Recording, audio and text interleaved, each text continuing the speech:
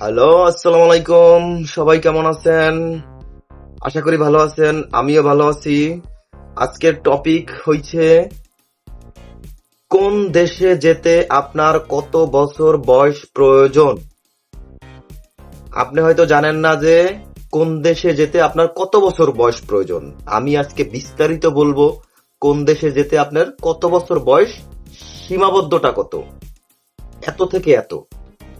তো পুরো ভিডিওটা দেখবেন, কারণ পুরো ভিডিও না দেখলে আপনি বুঝতেই পারবেন না যে আমি কি বলছি। আর যারা সাবস্ক্রাইব করছেন তাদেরকে অনেক ধন্যবাদ, আর যারা সাবস্ক্রাইব করবেন তাদেরকেও ধন্যবাদ। আর শেয়ার করবেন, সাবস্ক্রাইব করবেন। তো কথা না বাড়িয়ে আমি চলে যাই মেইন কথায়। মেইন বিষয়টা হয়েছে আমাদের দেশে মানুষকে প্রাপ্তবয়স্ক ধরা হয় কত বছর বয়সে? 18 বছর বয়সে আমাদের দেশে একটা মানুষকে প্রাপ্তবয়স্ক ধরা হয়। কিন্তু পৃথিবীর অনেক কান্ট্রি আছে যাদের 18 বছর বয়সেও প্রাপ্তবয়স্ক ধরা হয় না, কাজের ক্ষেত্রে। কিন্তু এটা আমি বলছি কি, কাজের ক্ষেত্রে। তো আজকে বিস্তারিত বলবো কোন দেশে যেতে আপনার কত বছর বয়স প্রয়োজন।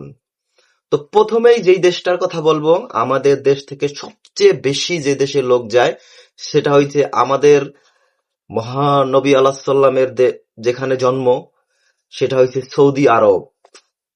2024 সালে সৌদি আরব বয়স সীমা হইছে 21 থেকে 45 বছর। পুরুষ কর্মীদের ক্ষেত্রে 21 থেকে 45 বছর বয়স হলেই আপনি যেতে পারবেন।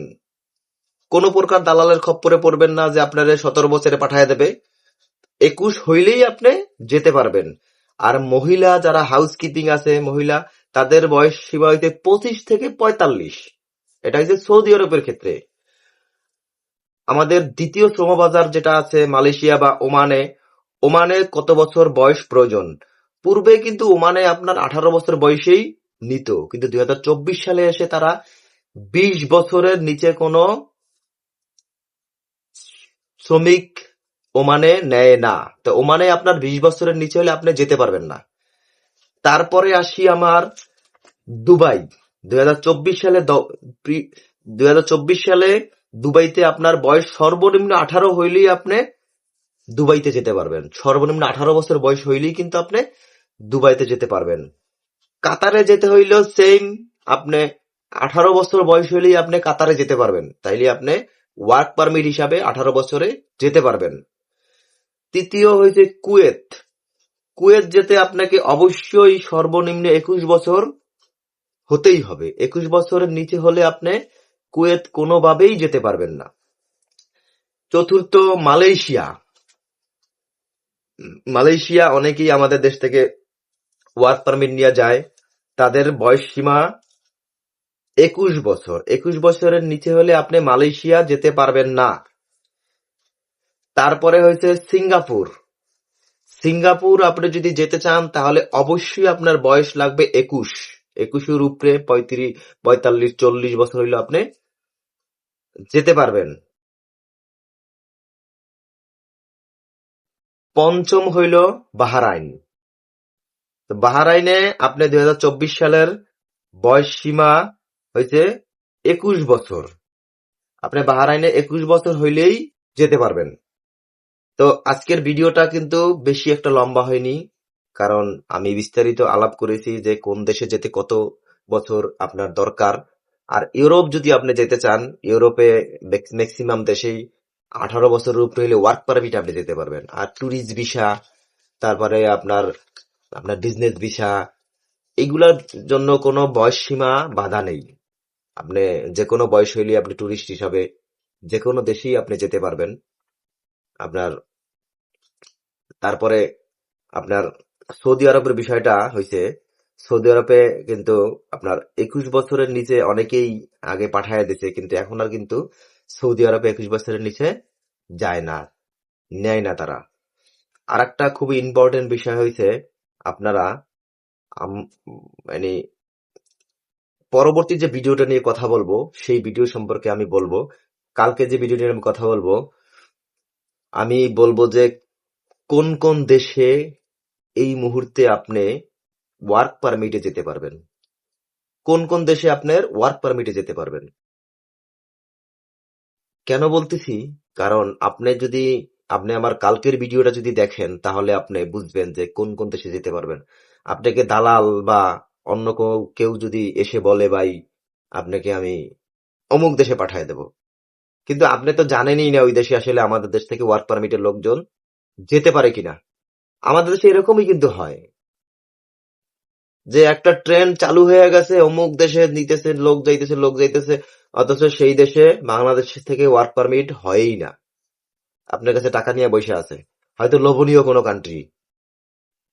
আমি ঠিক বলছি কিনা আপনি বলেন, আপনারাই বলেন যে এরকম বহুত মানুষের সাথে হয়েছে যে আপনার সেই দেশে ওয়ার্ক পারমিট হয়ই না বাংলাদেশ থেকে, কিন্তু দালাল টাকা নিয়ে বলতেছে যে হ্যাঁ পাঠায় দেব, ফটোশপ দিয়ে বিভিন্ন কাগজপত্র রেডি করিয়া দেখা গেছে ইন্ডিয়াতে ওয়ার্ক পারমিট আছে বা অন্য দেশে ওয়ার্ক পারমিট আছে, তাদের দেশের সেই স্যাম্পল নিয়া আমাদের দেশের নাম দিয়া সে একদম হুবহু বানাই দিয়ে আপনাকে কি বললো, দিয়া দিল যে ধরেন এই যে আপনার কাগজ, তো টাকা দেন, এখন পরবর্তী কাগজ আসলে আবার টাকা দিবেন।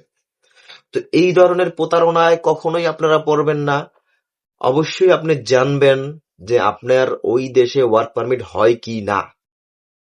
আর হলেও দেখা গেছে এমন এমনও কান্ট্রি আছে যে আমাদের দেশ থেকে মাসে 1জন কইরা ওয়ার্ক পারমিট হয় না, তা আপনাকে সে কিভাবে পাঠাবে, ঠিক না? আর প্রথমত আমাদের দেশের সমস্যাগুলো খুবই ইম্পর্টেন্ট সমস্যা, খুবই গুরুত্বপূর্ণ সমস্যা, সেটা হচ্ছে আমরা আসলে কিছুই জানি না, কিছুই জানতেও চেষ্টা করি না। কে এলাকার একজন লোক সে আপনাকে আইসা বলল অমুক দেশে আমি পাঠিয়ে দেব, সে কতটা শিক্ষিত ভাই, সে কি জানে, আপনি একটু তার বিষয়ে খোঁজ খবর নেন আগে, ঠিক না? তারপরে আপনি তার কাছ সাথে ডিল করেন, কথা বলেন। তার আগেই আমরা কি করি যে না ঠিক আছে ওকে, সে তো দেখতেছি লোকজন পাঠায়, ঠিক আছে, সে আসলে পাঠায় না, সে কোন রিক্রুটিং এজেন্সির মাধ্যমে পাঠায়, আপনার কাছ থেকে বাড়তি 1 লক্ষ থেকে 50,000 টাকা সে নিয়ে যায়।